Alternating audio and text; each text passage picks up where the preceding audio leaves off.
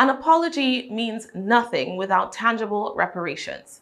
That's the sentiment of the CARICOM Reparations Commission following this week's apology by the Kingdom of the Netherlands for its role in slavery.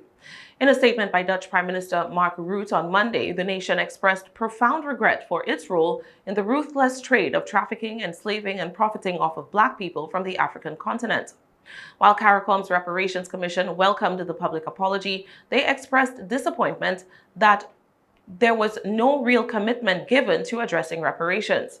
Adding insult to injury, they alleged that neither CARICOM member states nor the people affected by slavery's legacy were involved in any dialogue with the Dutch before the apology was issued.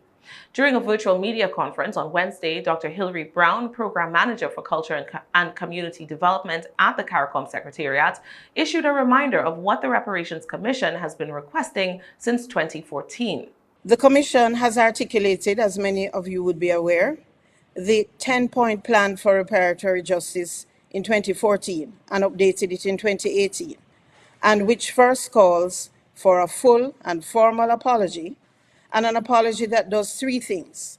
It accepts responsibility for the transgressions, it commits to non-repetition, and it pledges to repair the harm that was caused. There is both a moral and a legal obligation on the part of the transgressor to provide repair, restitution, compensation, and satisfaction to the victims. Chair of the CRC and Vice Chancellor of the University of the West Indies, Professor Sir Hilary Beckles, reduced the Netherlands Prime Minister's apology to a simple realization that slavery is a crime against humanity. The Prime Minister did not bring to the table those who are the survivors of this historic crime. The victim communities in the Caribbean and beyond are therefore not stakeholders to this historic statement. So, historic though it is, the statement can be challenged and must be challenged on the basis that the Prime Minister did not seek the organized input and support of the Caribbean community and the reparatory justice movement in general. With Prime Minister Rutte describing his statement as ending with a comma as opposed to a full stop, Sir Hilary called on the Dutch leader to complete the sentence, urging him to include descendants of the enslaved in dialogue to address the poverty, illiteracy, ill health, and other social and economic consequences of colonization in affected countries. The Caribbean Reparations Commission is keen to enable the Prime Minister, therefore, to complete this Dutch sentence.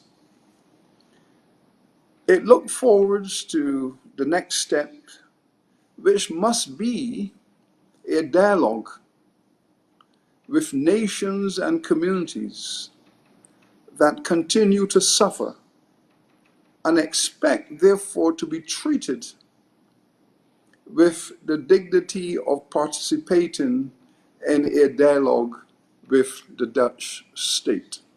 Armand Zunder, chair of the Surinamese National Reparations Committee, also called the apology a, quote, one-way street approach. The presentation of an apology of the Dutch Prime Minister came a little unexpected, because it wasn't the result of a process of dialogue. It was actually a result of a one-way street approach that was presented on the 19th of December. And it was considered here in the Surinamese community as a milestone.